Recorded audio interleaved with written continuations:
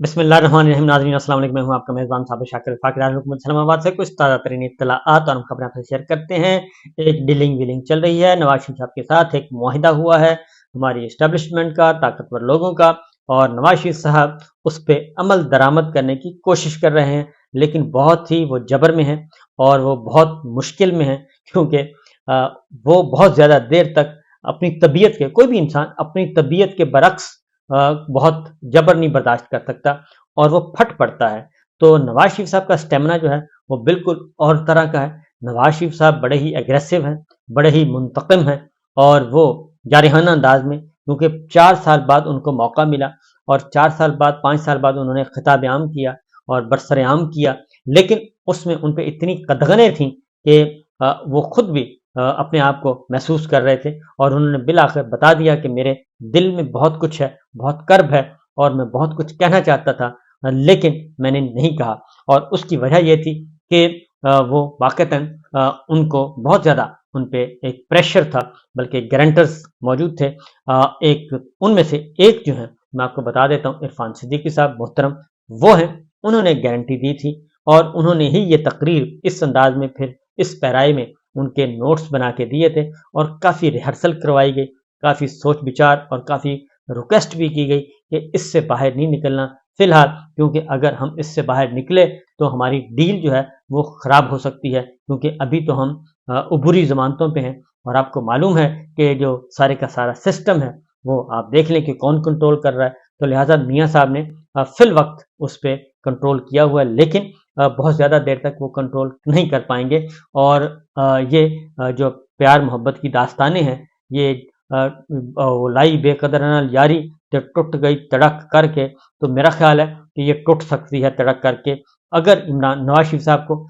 बोलना ही ना दिया गया, उन्हें अपने मुखालफिन को चैलेंज ना करने, उनको ललकारने का मौका नहीं दिया, तो फिर मियाँ साहब के पास है क्या? क्योंकि पूरी की पूरी जो इनकी बयानिया था, पूरे का पूरा नैरेटिव था, वो तो यही था कि वोट को इज्जत दो। जीटी रोड पे मार्च किया गया और उसके बाद वोट को इज्जत दो, वो नारा हुआ भी बहुत मकबूल, बहुत एग्रेसिव, बहुत अट्रैक्शन थी उसमें, लेकिन उस नारे को इन्होंने डबो दिया प्लेटलेट्स की जो गिरे, उनको गिरा के, प्लेटलेट्स नहीं गिरे थे बल्कि इनका बयानिया उस दिन दफन हो रहा था। वो भी गुजर गया, लेकिन अब जो जिस तरीके से पूरी की पूरी एक डील तय करके, एक मुआहिदा करके दोबारा से आए हैं, तो उससे मजीद इनका जो है वो कड़िया कम होने जा रहा है। और मुस्लिम लीग नवाज को सियासी तौर पे पहले भी बहुत नुकसान पहुंच चुका और अब मजीद पहुंचाया, क्योंकि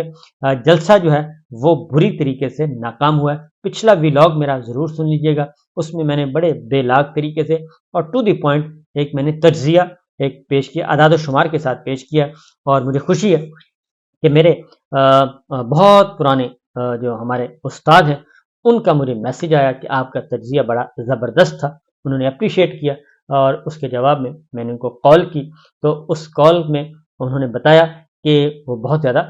उनकी उम्र जो है तकरीबन 80 ईयर्स 80 साल है उनकी उम्र, और पाकिस्तान बनने से पहले के वो पैदा हुए हैं जी। तो उन्होंने ये जो बातें की, उन्होंने कहा कि दिल रंजीदा है, और सिर्फ उनका नहीं बल्कि उन्होंने कहा कि पूरे पाकिस्तानियों का, जहाँ जाते हैं, किसी शादी पे जाते हैं, किसी गमी पे जाते हैं, तो ऐसा पाकिस्तान हमने पहले कभी नहीं देखा था। और वो ख़ास तौर पे परेशान थे और वो दिल गिरफ्ता थे कि हमारी जो इस्टेब्लिशमेंट है वो क्या कर रही है। इससे तो तवक्को की ही नहीं जा सकती थी कि इस हद तक जुल्म जबर जो है वो होगा और वो खामोश रहेगी या उसका हिस्सा किसी न किसी तरीके से नजर आएगी। ये पहली बार उन्होंने कहा कि ये है, और मेरे लिए भी जाहिर, मेरे लिए तो बहुत इससे ज़्यादा अप्रिसिएशन क्या हो सकती थी कि उन्होंने मेरे तज्जिए को पसंद किया और जो कुछ मैंने कहा वो उस पर। तो ये मैंने कहा आपको बता भी दूं कि हमारे जो 80 साल बुजुर्ग हैं, और वो भी असातिज़ा रिटायर्ड टीचर हैं वो, और बड़े जानदार किस्म के पढ़े लिखे हैं, तो उनकी ये राय है। और उन्होंने बताया कि ये लोगों की पल्स है। उन्होंने कहा कि नौजवान, उन्होंने कहा कि हम तो फिर बुजुर्ग हैं, हम तो फिर ज़रा अल्लाह से दुआ करके खामोश हो जाते हैं, लेकिन नौजवान जो है वो खामोश होने के लिए तैयार नहीं है। तो मेरा ख्याल है कि यही कल हमने जलसे में भी देखा कि नौजवान नहीं आया, नौजवान दूर दूर तक नहीं आया, खवातीन दूर दूर तक नहीं आई। उसकी रीज़न ये है, उसकी रीज़न है कि इस वक्त جو کچھ ہو رہا ہے ملک میں،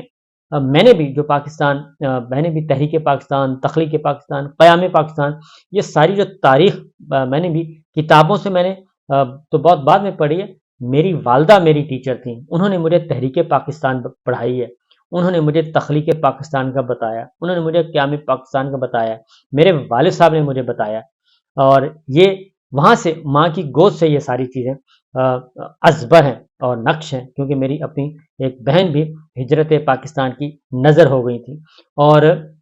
اللہ کو پیاری ہو گئی تھی، کیونکہ بہت زیادہ مسائل ہی مسائل تھے۔ تو یہ جو چیزیں ہیں، اس لیے یہ سوشل میڈیا کو آپ بین کر دیں، ڈیجیٹل میڈیا کو بین کر دیں، مقدمات کا اندراج کرتے ہیں، ٹی وی کو کنٹرول کر لیں، ٹی وی چینلز کو کنٹرول کر لیں، میڈیا ہاؤس کے مالکان کو بلا کے شٹ اپ کال دے دیں، یہ سب کچھ آپ کر لیں، لیکن اس سے کوئی فائدہ نہیں ہوگا، کیونکہ لوگوں کا جو شعور ہے، سوچوں پہ پہرے نہیں بٹھائے جا سکتے۔ یہ جو دماغ ہے، اس کو کسی وائی فائی کی ضرورت نہیں ہے، اس کو کسی سوشل میڈیا کی ضرورت نہیں ہے۔ بھٹو صاحب کے زمانے میں کون سا سوشل میڈیا تھا؟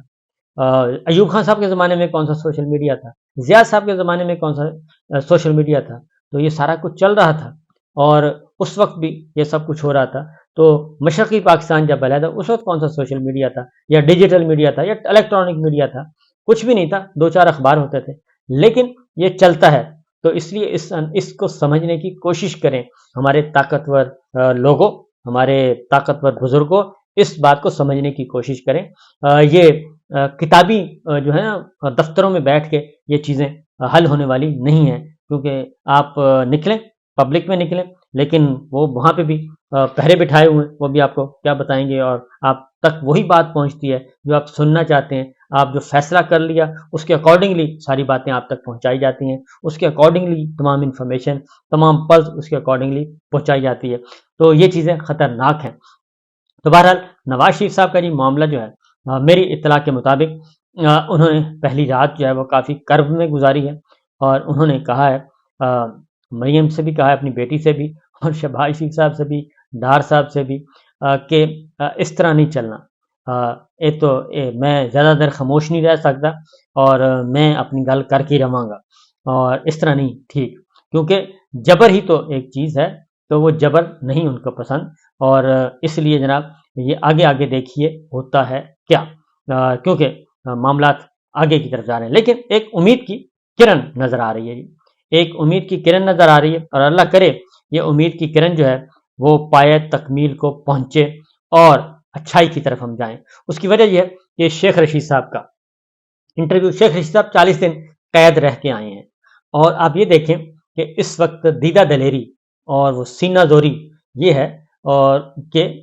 لوگوں کو، رہنماؤں کو اٹھایا جاتا ہے، اغوا کیا جا رہا ہے، ان کو غیر قانونی طور پہ اغوا کیا جاتا ہے، غیر قانونی طور پہ حراست میں رکھا جاتا ہے، اور اس کے بعد ان کو چھوڑ دیا جاتا ہے، اور پورے کا پورا سسٹم خاموش ہے، میڈیا مکمل طور پہ خاموش ہے، وہ لوگ بیچارے بھی نہیں بول سکتے، وہ کیا بولیں گے؟ ان کو سوسائٹی سے سپورٹ ملے گی، میڈیا سے سپورٹ ملے گی، ان کی کوئی دکھ بھری آواز اٹھائے گا تو ہی بولیں گے۔ اب تک بے شمار واقعات ہو چکے ہیں کہ لوگوں کو یا تو جیل میں ڈال کے بلایا گیا اور ان کی وفاداری تبدیل کروائی گئی، یا پھر ان کو جیلوں میں نہیں، اب ان کو اٹھایا جاتا ہے اور رکھا جاتا ہے نامعلوم مقام پہ، اس میں عثمان ڈار ہیں، اس میں آپ کے صداقت عباسی صاحب ہیں، اس میں فاروق حبیب ہیں، اور شیخ رشید صاحب ہیں۔ اب شیخ رشید صاحب کے ساتھ جو کچھ ہو رہا ہے، وہ پرو اسٹیبلشمنٹ، پوری کی پوری پالیٹکس، لیکن ان کو بھی اٹھایا گیا اور ان کو بھی نامعلوم مقام پہ رکھا گیا۔ تو شیخ صاحب نے اس انٹرویو میں بھی میں نے ایک سمیل کیا تھا، اور اب ایسے لگ رہا ہے کہ 9 مئی کا معاملہ حل ہونے جا رہا ہے، اور اس لڑائی کو ختم کیا جا رہا ہے۔ یہ ایک خوش آئند اطلاع ہے، جو میں سمجھتا ہوں کہ اگر ایسا ہے، اور اگر اسی طریقے سے یہ کامیاب ہو جائے، تو اس سے نہ صرف یہ کہ عوام اور پاکستان کے فوج کے درمیان جو ایک خلیج پیدا ہوئی ہے، جو ایک نفرت ہے اور ایک غصہ ہے، غم ہے، وہ ختم ہو سکے گا، وہ کم ہو سکے گا، ختم ہونے میں ٹائم لگے گا۔ فرینکلی آپ کو بتا رہا ہوں کہ ٹائم لگے گا اس پہ، کیونکہ لوگوں میں بہت زیادہ، کیونکہ لوگوں پہ یہ 9 مئی کے بعد ایک عذاب مسلط ہوا ہے، قیامت صغریٰ برپا کی گئی ہے ان میں۔ تو بہت سارے خاندان ہیں، تو شیخ صاحب نے ایک ٹویٹ کیا ہے، اور اس ٹویٹ میں بھی مجھے امید کی کافی کرن نظر آ رہی ہے۔ انہوں نے کہا ہے کہ یہ ان کے انٹرویو کے بعد، رہا ہونے کے بعد،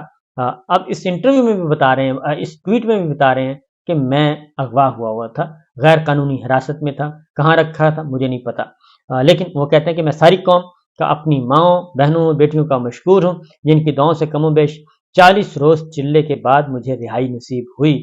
اور مجھے نہیں معلوم کہ میں نے یہ چلہ کس جگہ پر کاٹا، لیکن مجھے چلے کے دوران کسی بھی قسم کی کوئی تکلیف نہیں پہنچائی گئی۔ یہ وہ بات ہے کہ 40 دن ایک اغوا کرنا ہی، ان کو غیر قانونی حراست میں رکھنا ہی، یہی بہت بڑی تکلیف ہے، اور خاندان کے لوگ ہیں، باقی لوگ ہیں، ان کو تکلیف ہے۔ اب اس پہ Lahore high court Pindi bench میں یہ مقدمہ ہے،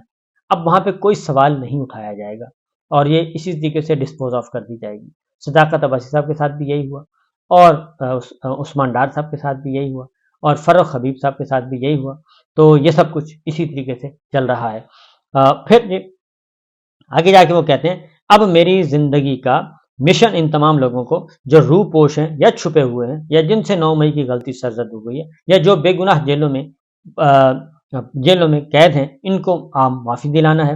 اور ساری قوم اس پرامن مشن میں میرے ٹویٹر پر میرا ساتھ دے۔ میں نے کبھی اپنے ٹویٹر کی اپیل نہیں کی، لیکن آج میں پہلی مرتبہ یہ اپیل کر رہا ہوں کہ 9 مئی کی غلطی جن لوگوں سے سرزد ہوئی ہے، ان کی عام معافی کی اپیل کی جائے، اور اپیل کے مشن پر میرا ساتھ دیں۔ کل سے میں اس مشن کے لیے اپنی شروعات کا آغاز کر رہا ہوں۔ قوم کی دعاؤں کی ضرورت ہے، انشاءاللہ کامیابی ہمارا مقدر بنے گی، اور اللہ ہمیں ماؤں، بہنوں، بیٹیوں کو دعاؤں صدقے اس مشن میں ضرور سرخرو کرے۔ اس میں امید کی جو کرن نظر آ رہی ہے وہ یہ ہے کہ جو کہ درست ہے، کہ سوچ پائی جاتی ہے ہماری اس وقت ملٹری لیڈرشپ میں بھی۔ میرا خیال ہے کہ اس سوچ کو بہت جلد پایا تکمیل کو پہنچانا چاہیے، بغیر کسی ایگو کے، کیونکہ درمیان میں لوگ ایسے ہوں گے، ایسے بد کردار ہوں گے جو کہ اس کو خراب کرنے کی کوشش کریں گے۔ تو میرا خیال ہے کہ آرمی چیف عاصم منیر صاحب آگے بڑھیں، نہ صرف 9 مئی کے حوالے سے، بلکہ سائفر کے معاملے میں، اور بھی جو اس وقت قدغنیں لگائی گئی ہیں، ان چیزوں کو ہٹائیں، اور فری معاشرہ ہونا چاہیے۔ ایک آئین کے تحت، آئین اور قانون کے تحت کام کرنا چاہیے، اور اگر یہ کام نہ کیا گیا تو یہ معاملات آگے مزید بگڑیں گے۔ اس لیے میں یہی کہوں گا آرمی چیف عاصم منیر صاحب سے کہ وہ جنرل باجوہ کے وزن کو نہ اٹھائیں، اور جنرل باجوہ کے وزن کو ایک اور بھی علامت آئی ہے، ایک اور بھی ایک خبر جو ہے اس سے ہم اندازہ کر سکتے ہیں، سمیل، کہ جنرل باجوہ سے اب فوج جو ہے، اور موجودہ ملٹری لیڈرشپ جو ہے، وہ جنرل باجوہ سے بھی اب جان چھڑوانا چاہ رہی ہے، اور وہ ایک لائبلٹی جو بنتے جا رہے ہیں، اس لائبلٹی سے الگ ہو رہی ہے۔ اس کی وجہ یہ ہے کہ صابر مٹھو کو جو نوٹس ایشو ہوا FIA کا، اور وہ بڑا امپورٹنٹ ہے، اور اس کو آگے بڑھنا چاہیے، اور وہ نوٹس بھی اس بات کا اشارہ کر رہا ہے کہ اب جو ہیں چیزیں، میرا اپنا خیال ہے کہ اس کے پیچھے کافی سالڈ ریزن موجود ہے جو صابر مٹھو کو نوٹس ہوا ہے FIA کا۔ اس کی وجہ یہ ہے کہ جب آپ ریٹائرمنٹ کے بعد بھی بلا ضرورت قسم کی مداخلت جاری رکھیں اور انٹرفیئر کریں، خود کریں یا سسر جی کے ذریعے کروائیں یا دیگر رشتہ داروں کے ذریعے کروائیں، تو پھر ایک وقت آتا ہے کہ ادارہ اور ادارے کا سربراہ جو ہے وہ دوری اختیار کرنا اس کی مجبوری بن جاتا ہے۔ میرا خیال ہے کہ باجوہ صاحب سے دوری اب ادارے کی مجبوری بن چکی ہے، اور اسی لیے اب جو الزامات آئے ہیں، لگائے گئے ہیں، ان پہ اب انویسٹیگیشن کا فیصلہ کیا گیا ہے۔ بہرحال یہ سچویشن ہے جی۔ عمران خان صاحب جیل میں موجود، اور ان کی بیٹوں سے بات ہوئی، اور وہ حوصلے میں ہیں، اور نہ صرف حوصلے میں ہیں بلکہ انہوں نے یہ کہا ہے کہ میں نے تو بہت پہلے کہہ دیا تھا کہ یہ کچھ ہوگا۔ نواز شریف صاحب کب واپس آئیں گے؟ جب میں جیل میں ہوں گا اور مجھے سزا ہو چکی ہوگی، اور اس وقت یہ آئیں گے، اور اس وقت یہ آ کے اپنا کام کرنے کی کوشش کریں گے۔ تو دیکھیے یہ نیا پیار محبت کب تک برقرار رہتا ہے۔ اجازت دیجیے، اللہ حافظ۔